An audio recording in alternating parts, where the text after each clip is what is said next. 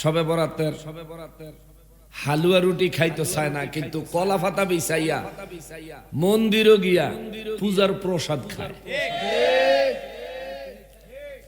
ঠিক না? যার ফেডো যেটা হজম হয়, বুঝেন না? কুত্তা চিনেননি? আর ঘি চিনেননি? অরিজিনাল পাবনার একেবারে এই গরুর দুধের 1 নাম্বার ঘি, গাওয়া ঘি। 1 নাম্বার ঘিয়ের ডিব্বা খুললে কুত্তার সামনে ধরলে খাইব না, থুইয়া দৌড় দিব। ঘি ভালো জিনিস তো, খাইব না, থুইয়া দৌড় দিব। কিল্লিগা হজম হইতো। এই দৌড়ে যাওয়ার পথে রাস্তায় যদি পায়খানা পায়, বগুড়ার দইয়ের মতন খাইব। ঠিক না? ঠিক না? কুত্তা তুই ঘি খালি না কেরে রে? হজম হয় না।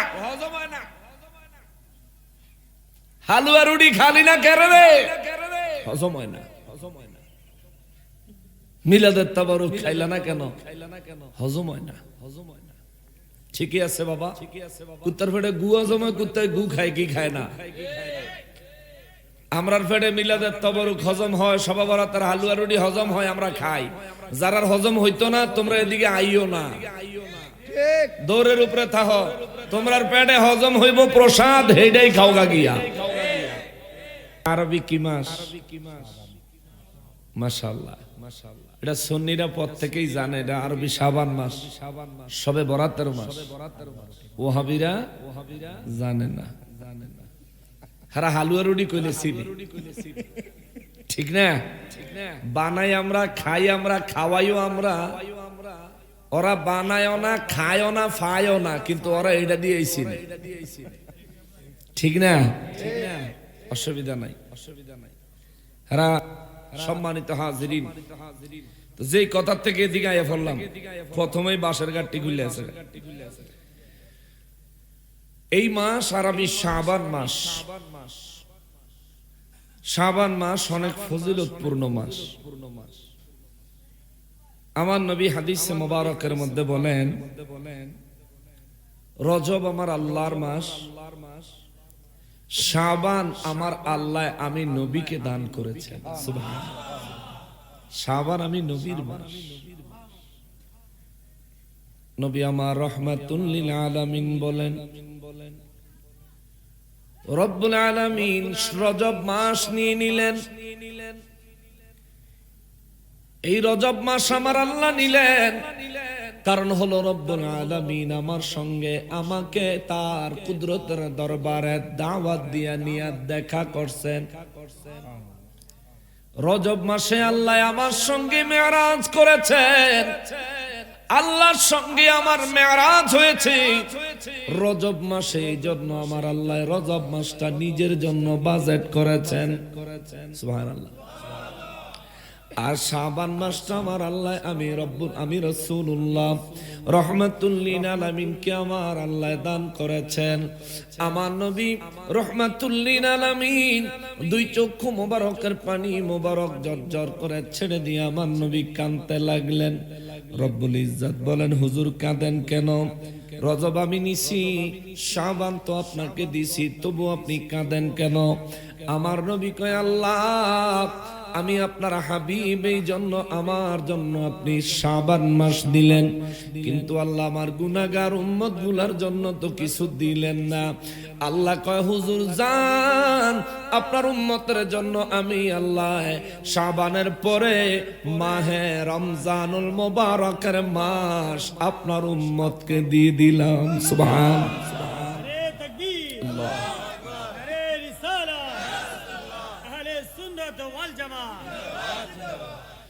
মুসলমানেরা, আমার পেয়ারা নবীর উম্মতেরা, আমার নবী রাহমাতুল লিল আলামিন বলেন, মালিক ও আমার আল্লাহ, 11 মাস আমার উম্মতদেরকে মুয়াজ্জিনের জবান দিয়া দিনে 5 ওয়াক্ত নামাজে 10 বার হাইয়া আলাস সালাহ বলে ডাকা হয়।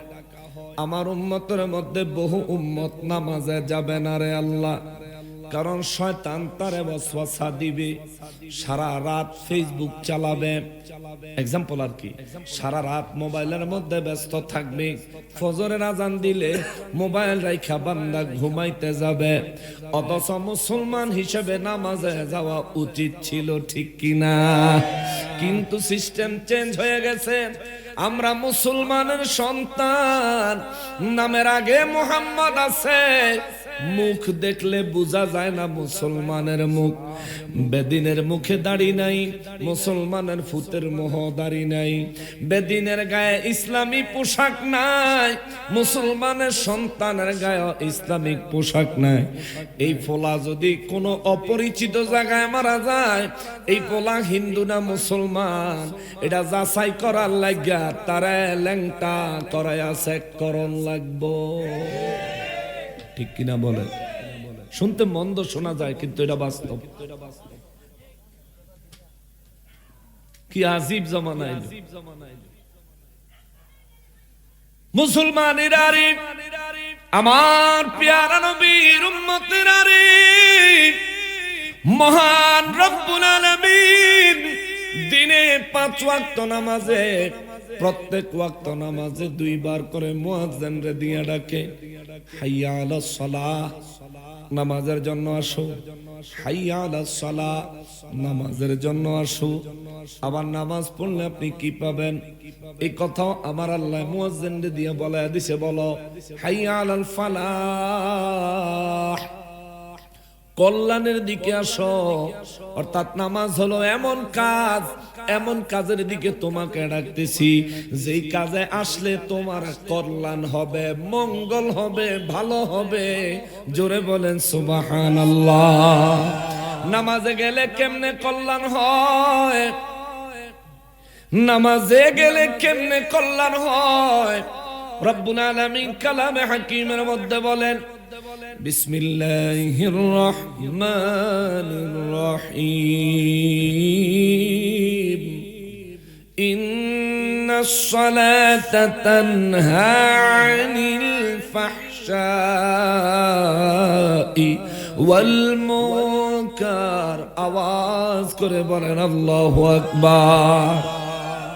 রব্বুল আলামিন বলেন, বান্দারে, এ বান্দা, মুয়াজ্জিনের জবানে তোমাকে ডাকা হলো নামাজের জন্য। পরের বার বলা হলো নামাজে আসলে তোমার কল্যাণ হবে, কল্যাণের দিকে আসো। প্রথম কল্যাণ হলো তুমি যখন 5 ওয়াক্ত নামাজের পাবন্ধ হইয়া যাইবা, রব্বুল ইজ্জত বলে, বান্দারে, সর্বপ্রথম দুনিয়ার খারাপ কাজ, অন্যায় কাজ, গুনাহের কাজ থেকে আমি আল্লাহ তোমাকে হেফাজত করব। সুবহানাল্লাহ। ইন্নাস সালাতা, নিশ্চয়ই নামাজ, তানহা আলাদা করে দেয়, আনিল মুনকার, অন্যায় কাজ থেকে, গুনাহের কাজ থেকে, খারাপ কাজ থেকে নামাজ মানুষকে আলাদা করে দেয়। মুসলমানেরই, ওরে মুসলমান, রব্বুল ইজ্জত বলেন, আমার আল্লাহর হাবিব রাহমাতুল্লিল আলামিন বলেন, আমার আল্লাহকে বলেন মালিক রে, ও আমার মালিক, 11 মাস, বছরের 12 মাসের মধ্যে আমার উম্মতেরা, তোমার বান্দারা নামাজে গেলে যাইতে চায়, শয়তান তারে ওয়াসওয়াসা দেয়। ফজরের নামাজের সময় তার গায়ের মধ্যে ইবলিস শয়তানের টিফাটিফি আরম্ভ করে। হাদিসে মোবারকে আমার নবী বলেন, ফজরের ওয়াক্ত যখন হয়ে যায়, শয়তান মানুষের পায়ের মধ্যে, হাতের মধ্যে এবং চোখের মধ্যে 3টা বান দেয়। কয়টা? পায়ের মধ্যে একটা, হাতের মধ্যে একটা, চোখের মধ্যে একটা, এই 3 জায়গায় 3টা বান দেয় ইবলিস। আপনি যেন ঘুমায়া থাকেন, এই জন্য চোখে বান দেয়। নবী বলেন, ফজরের ওয়াক্তে আমার উম্মত যখন চোখ খুলে ফেলে, শয়তানের প্রথম বান ধ্বংস হয়ে যায়। সুবহানাল্লাহ।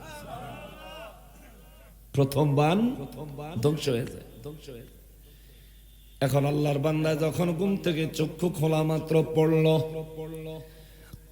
আলহামদুলিল্লাহিল্লাযী আহইয়ানা বা'দামা আমাতানা ওয়া ইলাইহিন নুশুর।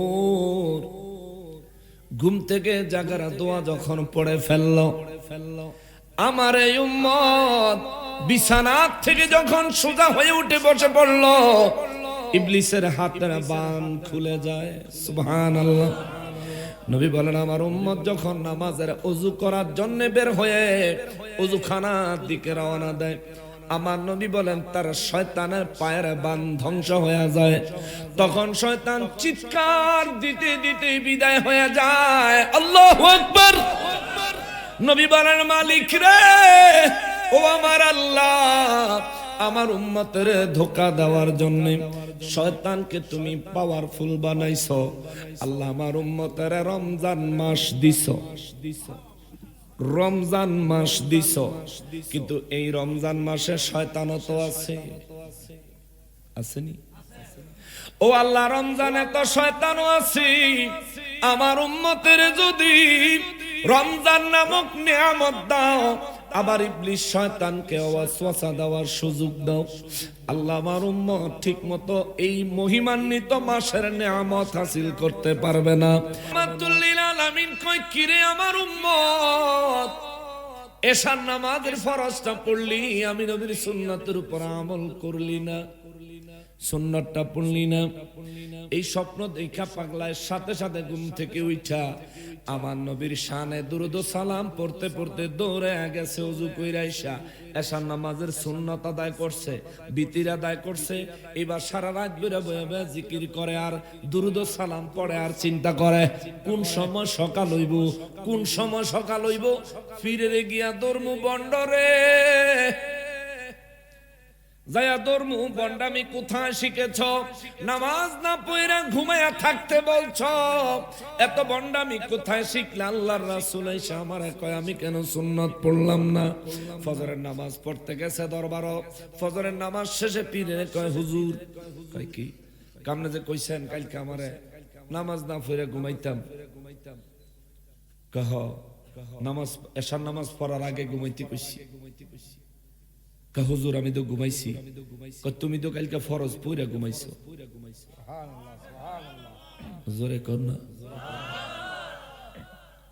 এই বেচারা হতভম্ব হয়ে গেছে। হুজুর, আমি ফরজ পড়ে ঘুমাইছি, আপনি কেমনে জানলেন? কেমনে জানছি তোমার জানার ব্যাপার না, আমি তোমার এশার নামাজ কাজা করতে কিংবা তরক করতে বলি নাই। আমি বলছি এশার নামাজ আদায় না করে তুমি ঘুমায়া যাবা, ঘুম থেকে উঠে এশার নামাজ আদায় করবা, আমি কিন্তু তোমার নিষেধ করি নাই। বলছি শুধু এশা না পড়ে ঘুমায়া যাইতি, শুধু সুন্নাত না পড়ে ঘুমানোর কারণে আল্লাহর রাসূলের দিদার হয়েছে। যদি ফরজ না পইরা শুইতি, তাইলে আল্লাহর দিদারও পায়া যাইতি। রমজানের বিষয়টা বলে আসলাম। রমজান মাসে আপনি শয়তানের ওয়াসওয়াসা থেকে বাঁচতে পারবেন, কিন্তু নফসের ধোঁকা থেকে বাঁচতে হইলে আপনাকে পীর মাশায়েখের সাথে লাইন রাখতে হবে। আবার এমন পীরের লগে লাইন রাখেন না যেই পীরে সারা বছর আপনাদের কাছ থেকে চাঁদা নিয়া 10টা মন্দিরও 50,000 করে টাকা দেয়। আসেনি এমন পীর বাংলাদেশে? হেরা নির্বাচনও করে, হেরা আবার মার্কা মুরকা লইও খারায়। 10টা মন্দিরও 50,000 করে টাকা দিছে। মসজিদ মাদ্রাসা পরে সুযোগ হইলে দিবে, আর আরো মন্দিরে দিবে, এটা লেগা বাজেট পরিকল্পনা হইতে আছে। আফসোস বাবা, আল্লাহ রাব্বুল ইজ্জাত এই শাবান মাসটা আমার নবী রাহমাতুল লিল আলামিনকে দিয়েছেন। এই মাসের মর্যাদা আসেনি? জোরে বলেন আসেনি? আল্লাহ বলেন হামিম। এটার কোন অর্থ পৃথিবীর কেউ জানে না। সুবহানাল্লাহ।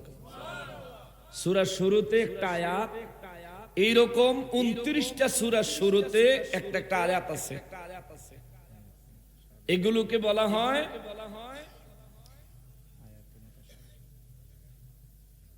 এমন আয়াত যেগুলোর অর্থ আল্লাহর রাসূল ছাড়া কেউ জানে না। সুবহানাল্লাহ। আয়াতে মুতাশাবিহাত, যে কোনো বাংলা অনুবাদের কোরআন শরীফে দেখবেন যখন এই আয়াতগুলো লেখে তার নিচে অর্থ লেখে আল্লাহ এবং তার রাসূলই এর অর্থ ভালো জানে। সুবহানাল্লাহ বলেন। তাইলে এইগুলোর অর্থ দুনিয়ার মানুষকে বলবে না, তাইলে এই আয়াতগুলো আল্লাহ নাজিল করলেন কেন?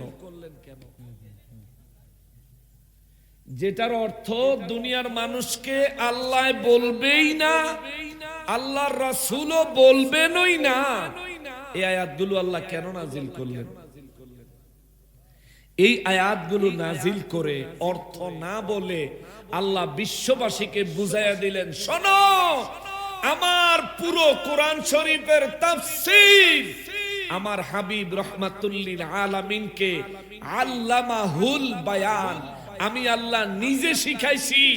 আমার হাবিবকে আমি যখন শিখাইছিলাম হামিমের ব্যাখ্যা সহ শিখাইছি। হাবিবকে হামিমের ব্যাখ্যা বলতে নিষেধ করছি এই কারণে দুনিয়ার মানুষ যাতে আমার নবী গায়েবের ইলম জানে, এর উপর বিশ্বাস করতে, ঈমান রাখতে মানুষের যাতে কোনো অসুবিধা না হয়। চিৎকার দিয়া বলেন সুবহানাল্লাহ। অনেকেই বলে নবী ইলমে গায়েব জানে না, তাহলে হামিমের অর্থ ক? ঠিক আছে না? এই হামিমের অর্থ হেগো হুজুররাও বাংলা অনুবাদের কোরআন শরীফে লেখে আল্লাহ এবং তার রাসূলই ভালো জানে। তাহলে এই হামিমের অর্থ আল্লাহও জানে, আল্লাহর রাসূলও জানি না। আমরা জানি না আমরা, তাহলে নবীজি জানেনি?